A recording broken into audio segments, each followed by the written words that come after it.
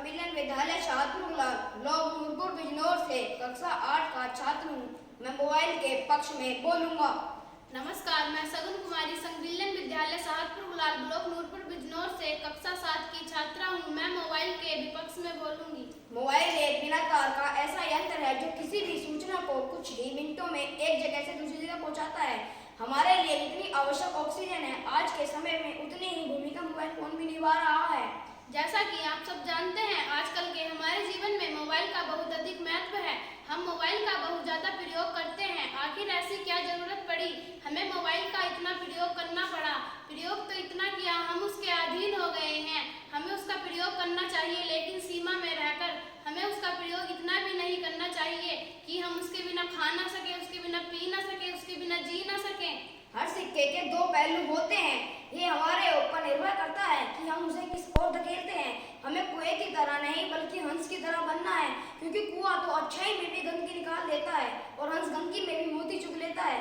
ये इंसान पर निर्भर करता है कि मोबाइल का कितना प्रयोग करे। मेरे जो विपक्ष में है, उन्होंने बताया कि मोबाइल के दो पहलू होते हैं। मैं भी तो यही कहना चाहती हूँ। मोबाइल के सकारात्मक पहलू कम और नकारात्मक अधिक हैं। आखिर क्या कारण है कि मोबाइल की वजह से बच्चे बिगड़ते जा रहे हैं? उनका पढ़ाई में तो ध्यान लग ही नहीं रहा।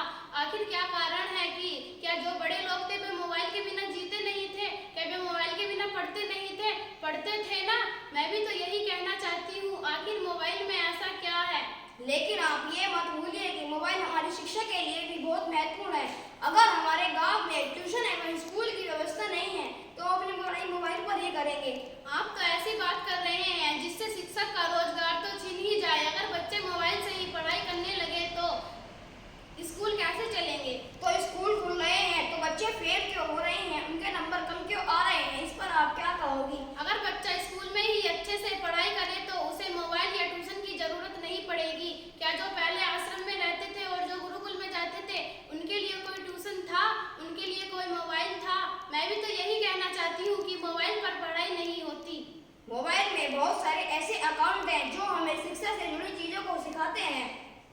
मोबाइल पर बच्चे पढ़ने के बहाने से यूट्यूब, इंस्टा, व्हाट्सएप चलाते हैं और अपनी पढ़ाई पर ध्यान नहीं देते। अगर हम किसी कारण स्कूल एवं ट्यूशन नहीं जा सकते तो अपनी पढ़ाई मोबाइल पर ही करेंगे ना। क्या हम इंस्टाग्राम पर ही पढ़कर आईएएस बन जाएंगे? ऐसा जरूरी नहीं है। क्या हम कोचिंग में जाकर पढ़ाई नहीं कर सकते? हम केवल नकारात्मक पहलू पर ही ध्यान नहीं दे सकते बल्कि सकारात्मक पहलू पर ही ध्यान देते हैं। यूट्यूब पर शिक्षा से संबंधित कितने चैनल चल रहे हैं, यूं ही नहीं कितने मोटिवेशनल चैनल चल रहे हैं। ये चैनल चलाने वाले कितने पागल हैं, ऑफलाइन बताते हैं फिर भी ऑनलाइन के बता रहे हैं ताकि हर बच्चे तक ये जानकारी पहुंचे। ऐसा जरूरी नहीं है। अगर हम किसी कारण से नहीं पढ़ पाए तो आजकल इसलिए हर छोटे से छोटे गांव में 2-3 स्कूल होते हैं जो 8वीं तक, 10वीं तक, 12वीं तक होते हैं।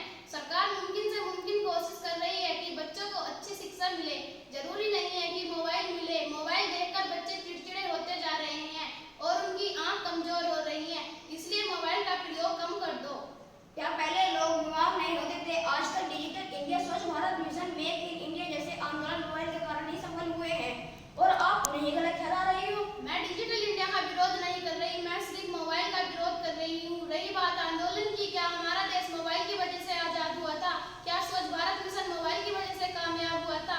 क्या आप मोबाइल से कचरा उठाते हो? क्या आप मोबाइल से झाड़ू पोछा करते हो? अगर आप खुद जागरूक होंगे तभी तो किसी मिशन को कामयाब कर पाएंगे। पढ़ने वाला तो घर बैठे ही पढ़ लेगा और न पढ़ने वाला तो कहीं भी नहीं पढ़ेगा। उसी प्रकार मोबाइल का गलत प्रयोग वही करेगा जिसका जीवन का कोई लक्ष्य नहीं हो। मोबाइल का सही प्रयोग वो करेगा जिसका जीवन का कोई लक्ष्य है। यही नहीं, लेकिन ये मत भूलिए कि आप सकारात्मक प्रभाव, नकारात्मक प्रभाव पर भारी पड़ रहे हैं। मोबाइल के नकारात्मक